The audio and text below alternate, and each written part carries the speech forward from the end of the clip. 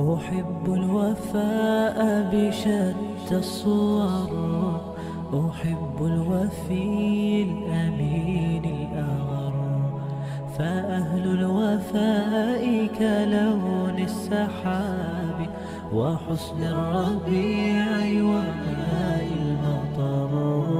أحب الوفاء بشتى الصور، أحب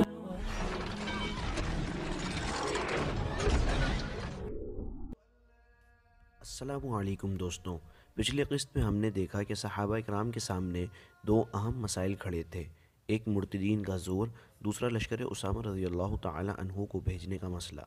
حضرت اسامہ رضی اللہ تعالی عنہ کے لشکر میں مہاجرین اور انصار کے معزز ترین افراد شامل تھے، اور اسے رسول اللہ صلی اللہ علیہ وسلم نے شام کی سرحد پر رومیوں سے جنگ کرنے کے لیے تیار کیا تھا۔ جنگ موتا اور غزوہ تبوک کے بعد آپ کو خدشہ پیدا ہوا کہ کہیں اسلام اور مسیحیت کے بڑھتے ہوئے اختلاف اور یہود کی فتنہ انگیزی کے باعث اہل روم عرب پر حملہ نہ کر دیں۔ جنگ موتا اور غزوہ تبوک میں جو واقعات پیش آ چکے تھے، ان سے آپ کے ان خدشات کو مزید تقویت پہنچی۔ جنگ موتا میں رسول اللہ صلی اللہ علیہ وسلم کے مقرر کردہ تینوں قائدین زید بن حارثہ، جعفر بن ابی طالب اور عبداللہ بن رواحہ کو جام شہادت نوش کرنا پڑا۔ بالآخر حضرت خالد بن ولید رضی اللہ تعالی عنہ نے مسلمانوں کے لشکر کو رومیوں کے نرغے سے نکالا اور انہیں بحفاظت مدینہ لے آئے۔ گو انہیں جنگ میں فتح حاصل نہ ہو سکی، مگر اتنی قلیل التعداد فوج کو اتنے عظیم الشان لشکر کے محاصرے سے بحفاظت نکال لانا خود نہایت شجاعانہ کارنامہ تھا۔ اس کے بعد آپ صلی اللہ علیہ وسلم بنفس نفیس مسلمانوں کو ہمراہ لے کر تبوک روانہ ہوئے، لیکن دشمن کو میدان میں نکل کر مسلمانوں کا مقابلہ کرنے کی جرأت نہ ہوئی۔ اس نے شام کے اندرونی علاقوں میں گھس کر مسلمانوں کے حملے سے محفوظ ہو جانے میں اپنی خیریت سمجھی۔ ان غزوات کے باعث مسلمانوں کے متعلق رومیوں کے ارادے بہت خطرناک ہو گئے، اور انہوں نے عرب کی سرحد پر پیش قدمی کرنے کی تیاریاں شروع کر دیں۔ اس وجہ سے رسول اللہ صلی اللہ علیہ وسلم نے حضرت اسامہ کو بطور پیش بندی شام روانہ ہونے کا حکم دیا تھا۔ اگرچہ وہ وقت مسلمانوں کے لیے نازک تھا، صحابہ کرام یہ اعتراض کر رہے تھے کہ عرب میں ارتداد کا بہت زور ہے۔ اگر ہم نے لشکر اسامہ کو روانہ کر دیا تو پیچھے مدینہ کو نقصان پہنچنے کا ڈر ہے، کیونکہ لشکر اسامہ میں کبار صحابہ کی جماعت تھی۔ لیکن جب حضرت ابو بکر صدیق رضی اللہ تعالی عنہ نے تمام خطرات کو نظر انداز کرتے ہوئے فرمایا، اگر مجھے اس بات کا یقین دلایا جائے کہ لشکر کو روانہ کرنے کے بعد مجھے کوئی درندہ تنہا پا کر پھاڑ ڈالے گا، تب بھی میں اس لشکر کی روانگی کو ملتوی نہیں کروں گا، جس کو آن حضرت صلی اللہ علیہ وسلم نے روانہ فرمایا تھا۔ لہٰذا بیعت کے بعد پہلا حکم یہ صادر فرمایا کہ حضرت اسامہ کا لشکر شام روانہ ہو جائے۔ حضرت اسامہ رضی اللہ تعالی عنہ 20 برس کے نوجوان تھے۔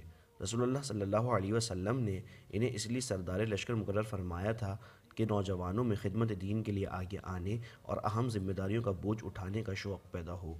آپ نے اسامہ کو حکم دیا کہ وہ فلسطین میں بلقا اور داروم کی حدود میں پہنچ کر دشمن پر حملہ کریں، اور اس ہوشیاری سے یہ کام انجام دیں کہ جب تک وہ دشمن کے سر پر نہ پہنچ جائیں اسے مسلمانوں کی آمد کا پتہ نہ چلے۔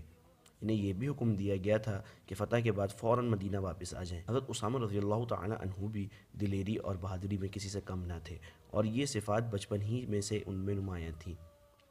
جنگ احد کے موقع پر وہ بچے تھے اور بچوں کو لشکر کے ساتھ جانے کی اجازت نہ تھی، لیکن جب اسلامی لشکر مدینہ سے روانہ ہوا تو اسامہ راستے میں اس کے ساتھ شامل ہو گئے، لیکن کم سن ہونے کی وجہ سے انہیں واپس کر دیا گیا۔ پھر جنگ حنین میں انہیں شامل ہونے کی اجازت مل گئی۔ ان اوصاف کے باوجود بعض لوگوں کو حضرت اسامہ رضی اللہ تعالی عنہ کی امارت پر اعتراض تھا۔ وہ کہتے تھے کہ اسامہ سے رسول اللہ صلی اللہ علیہ وسلم کی محبت اور اسامہ کی بہادری ضرور ہے، لیکن ایسے لشکر کی امارت جس میں حضرت ابو بکر، عمر اور دوسرے جلیل القدر صحابہ شامل ہیں، ایک بچے کو سپرد کرنا مناسب نہیں۔ ان باتوں کی خبر رسول اللہ صلی اللہ علیہ وسلم کو بھی عین مرض الموت میں مل گئی۔ اس وقت حضرت اسامہ رضی اللہ تعالی عنہ کا لشکر مقام جرف میں مقیم تھا اور کوچ کی تیاریوں میں مشغول تھا۔ آپ نے اپنی ازواج مطہرات کو حکم دیا کہ وہ آپ کو نہلائیں، چنانچہ پانی کی 7 مشکیں آپ پر ڈالی گئیں، جن سے آپ کا بخار اتر گیا۔ اس وقت آپ مسجد میں تشریف لائے اور ممبر پر چڑھ کر حمد و ثنا اور اصحاب عہد کے لیے دعا کرنے کے بعد فرمایا، اے لوگوں، اسامہ کے لشکر کو جانے دو، تم نے اس کی امارت پر اعتراض کیا ہے اور اس سے پہلے تم اس کی والد کی عمارت پر بھی اعتراض کر چکے ہو۔ اس کے باوجود وہ عمارت کے قابل ہے اور اس کا باپ بھی عمارت کے لائق تھا۔ جب رسول اللہ صلی اللہ علیہ وسلم کے مرض میں اضافہ ہو گیا تو حضرت اسامہ کا لشکر جرف ہی میں رک گیا۔ حضرت اسامہ رضی اللہ تعالی عنہ بیان کرتے ہیں کہ جب رسول اللہ صلی اللہ علیہ وسلم کی بیماری بڑھ گئی تو میں اور میرے چند ساتھی مدینہ آئے۔ میں آپ کے پاس گیا، آپ کو شدید ضعف تھا اور بول نہ سکتے تھے۔ آپ اپنے ہاتھ آسمان کی طرف اٹھاتے اور مجھ پر رکھ دیتے۔ مجھے معلوم ہو گیا کہ آپ میرے لیے دعا فرما رہے ہیں۔ رسول اللہ صلی اللہ علیہ وسلم کی وفات کے روز الصبح اسامہ رضی اللہ تعالی عنہ نے بھی آپ سے کوچ کی اجازت مانگی۔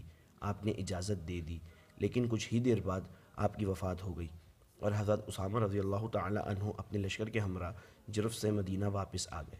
رسول اللہ صلی اللہ علیہ وسلم کی تجہیز و تکفین میں حضرت اسامہ رضی اللہ تعالی عنہ اہل بیت کے ساتھ شریک رہے۔ وہ اور رسول اللہ صلی اللہ علیہ وسلم کے غلام شکران آپ کے جسد اطہر پر پانی ڈالتے اور حضرت علی رضی اللہ تعالی عنہ غسل دیتے تھے۔ آج ہم یہیں رکتے ہیں دوستوں۔ ان واقعات میں چند اہم نقطے ہیں جن پر غور کرنا ضروری ہے۔ نمبر 1، مسلمانوں کا خلیفہ وہ ہوتا ہے جسے دین کی سمجھ بوجھ ہو اور اس میں صلاحیت ہو عوام میں شرعی فیصلے کرنے کی۔ اگرچہ اکثر صحابہ اکرام کی رائے یہ تھی کہ حضرت اسامہ کا لشکر نہ بھیجا جائے، تب بھی حضرت ابو بکر صدیق رضی اللہ تعالی عنہ نے نبی اکرم صلی اللہ علیہ وسلم کے حکم کو عقلی دلائل پر ترجیح دی اور لشکر کو روانہ کر دیا۔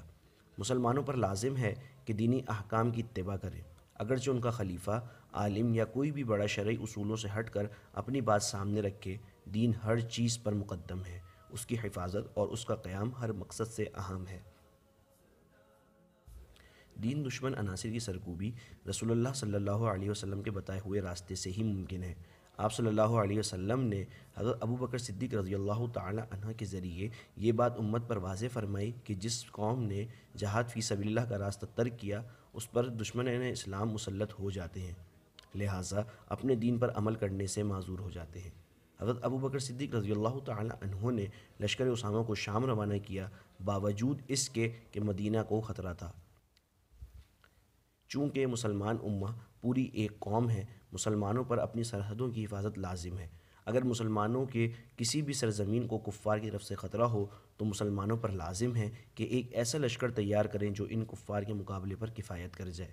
ایسا نہیں کہ جس خطے پر حملے کا ڈر ہو صرف وہی اپنے بچاؤ کا سامان کریں، بلکہ مسلمان ایک جسم کی مانند ہیں اور ایک دوسرے کو کفار کے شر سے بچانا سب پر لازم ہے۔ دین متین میں وحدت امت بہت اہمیت رکھتی ہے۔